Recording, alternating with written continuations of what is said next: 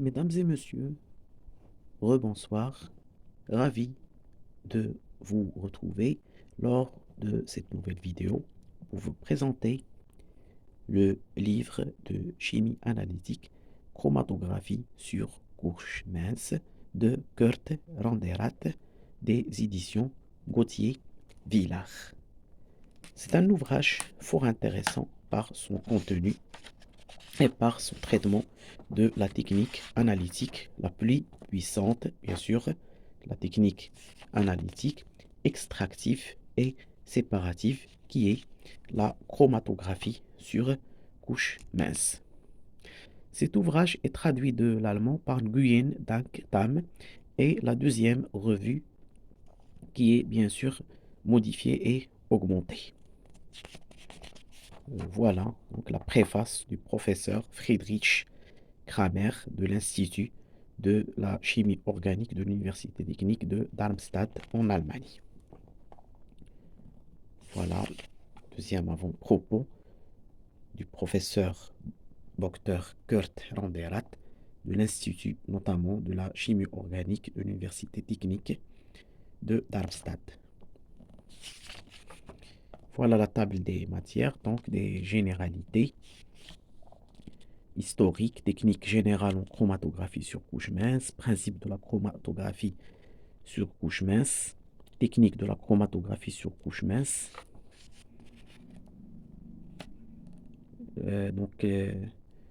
L'application de la méthode sur donc, les alcaloïdes, les amines et les autres composés basiques.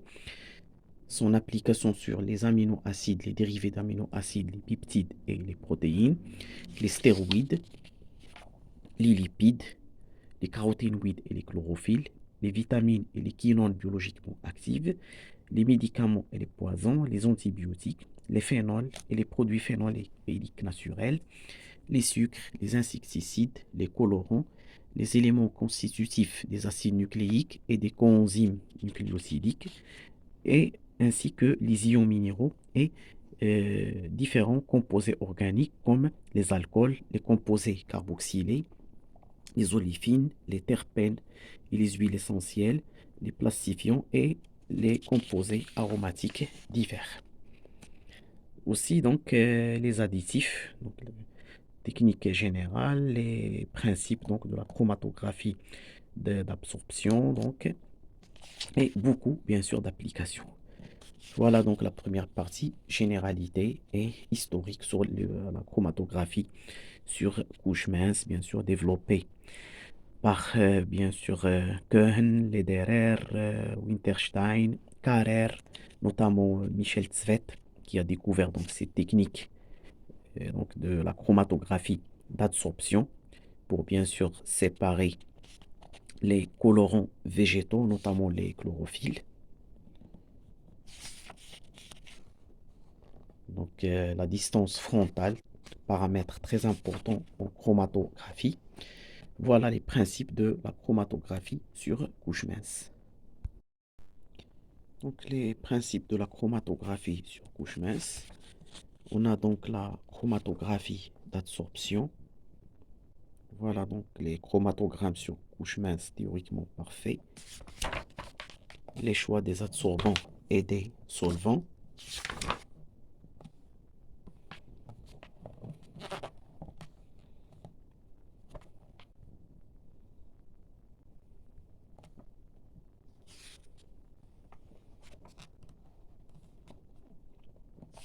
Voilà donc des méthodes rapides pour choisir donc, les solvants et pour classer les nouveaux dans la série héliotrope.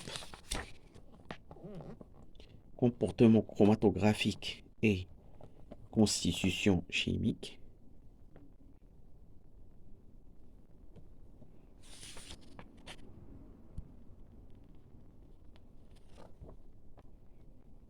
Et voilà donc la chromatographie de partage. La chromatographie par échange ionique.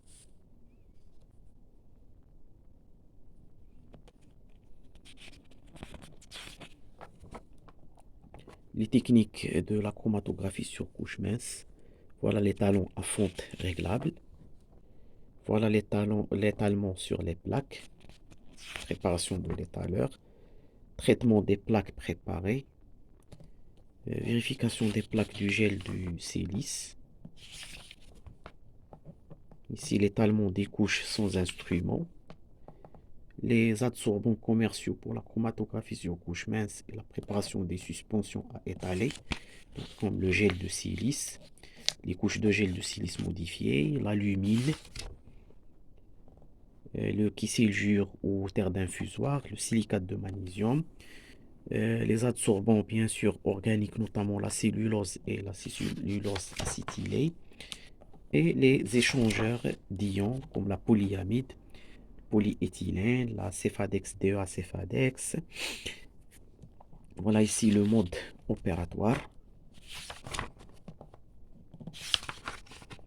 Les cuves de développement, les réalisations des chromatogrammes ascendante, chromatographie ascendante et la chromatographie descendante, chromatographie horizontale à fond perdu, chromatographie descendante ici, technique de bande pointure et technique circulaire, chromatographie bidimensionnelle, technique des gradients, bien sûr, les méthodes de détection, les réactifs de détection, trichlorure d'ammonium, le pentachlorure d'antimoine, les pulvérisateurs, donc les applications sur l'analyse, donc dans l'analyse qualitative. Voilà les différentes techniques employées, détermination de la quantité de substance en analyse quantitative, la photométrie, le dosage après élution, la chromatographie sur couche mince des composés radioactifs ou bien la radiochromatographie, l'électrophorèse sur couche mince, le fingerprint, notamment le couplage entre la chromatographie et l'électrophorèse, la photographie, la photocopie et l'héliographie, le décollement de la couche mince. Voilà la partie spéciale donc des différentes composés, bien sûr, organiques et inorganiques.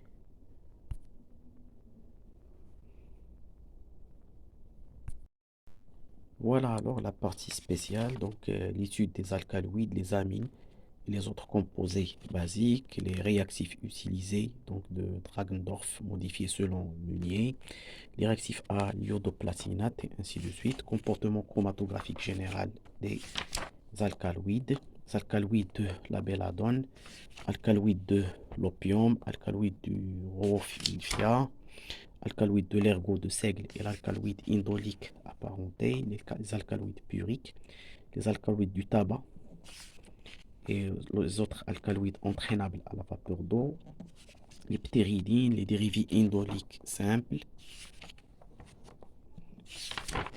voilà les amines ici,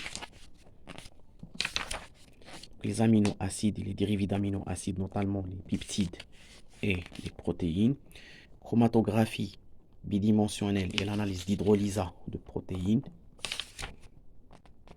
dérivés des aminoacides, les nitrophényl aminoacides, les DNP aminoacides, chromatographie à deux dimensions des nitrophényl aminoacides,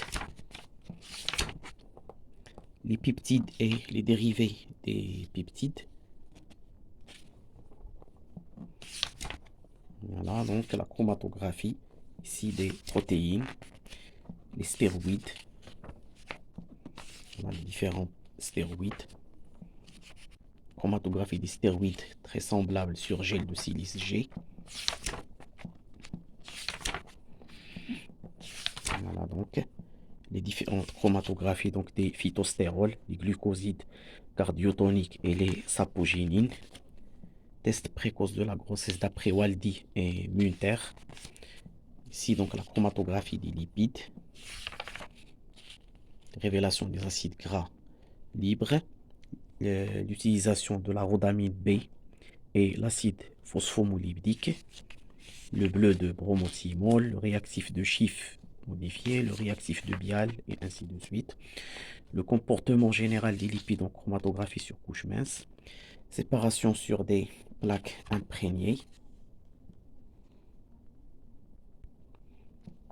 Les acides gras non substitués, les glycérides, les lactones, les esters du cholestérol et d'acides gras, les phospholipides et les glucolipides, les alcools gras et les aldéhydes gras, les lipides soufrés et phosphorés de synthèse, les lipides azotés de synthèse, les lipides notamment naturels, dosage des phospholipides du plasma sanguin, chromatographie sur couche mince des lipides marqués radioactifs, les antioxydants, compris la vitamine E et les tocophérols, les antioxydants de synthèse, les caroténoïdes et la chlorophylle,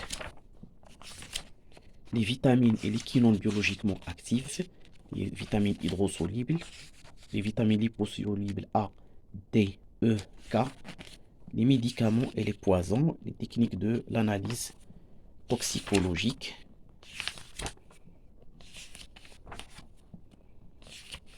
Voilà.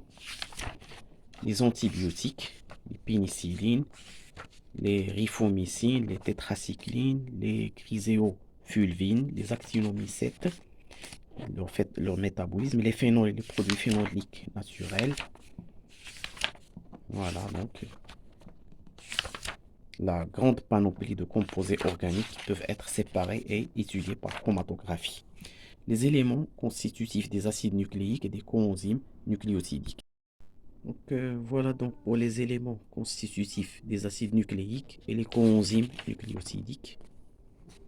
Donc les bases et les nucléosides, chromatographe donc sur couche de cellulose des nucléobases et nucléosides, notamment l'adénine, l'adénosine, l'hypoxanthine, l'inosine, l'uracile, l'uridine et la chloropurine.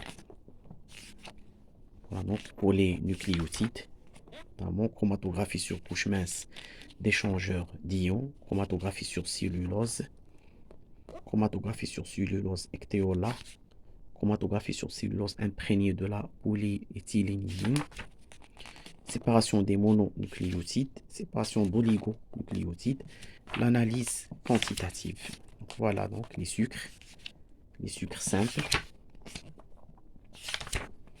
les dérivés des sucres, notamment les esters et les éthers, les insecticides, donc les esters de l'acide thiophosphorique, les hydrocarbures chlorés, les péritrines et les colorants donc synthétiques pour les aliments, chromatographie sur couche mince de cellulose, composés organiques divers bien sûr, composés carbonylés, carboxylés, les terpènes et les huiles essentielles, les plastifiants.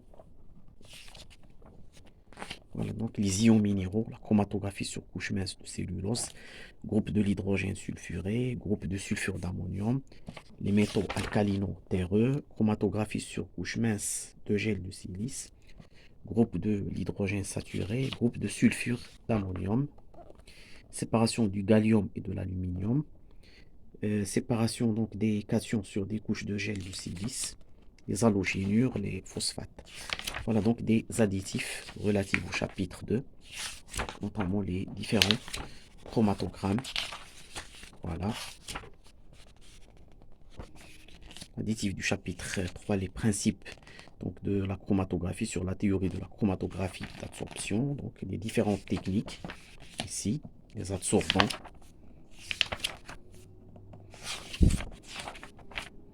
Chromatographie descendante, polyzonale, à répétition de développement par palier, des couches à gradient, les analyses par les méthodes des dilutions, le degré hygrométrique clair, la photométrie, l'utilisation aussi de la réfractométrie pour le dosage, la radiochromatographie, l'utilisation de l'autoradiographie notamment.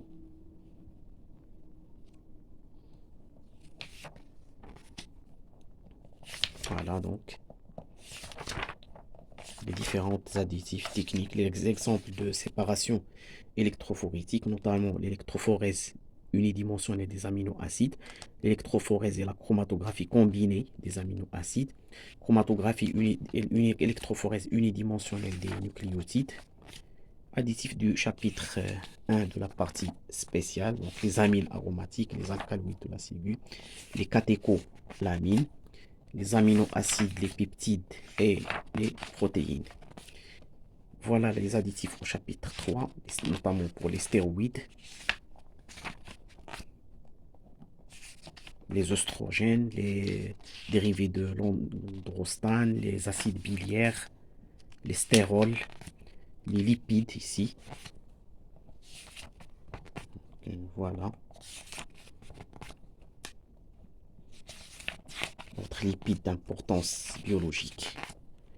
Donc les caroténoïdes et la chlorophylle, les vitamines et les quinones, les médicaments et les poisons, les antibiotiques, les phénols et les produits phénoliques naturels, les acides nucléiques, les nucléobases et les nucléosides, les nucléotides ici, donc les différentes chromatographies sur ces différents composés, bien sûr, d'intérêt biochimique et biologique, la partie des sucres, les insecticides, les composés organiques, les acides carboxyliques, les terpènes, les huiles essentielles, les alcools, les composés organiques iodés. Voilà ici donc la fin de l'ouvrage, donc l'index des différents auteurs cités dans cet ouvrage. Voilà l'index des matières. Donc, nous arrivons à la fin de cet ouvrage très intéressant en chimie analytique, traitant bien sûr la chromatographie sur couche mince. Merci de votre attention et attendez-nous dans une nouvelle vidéo. À bientôt.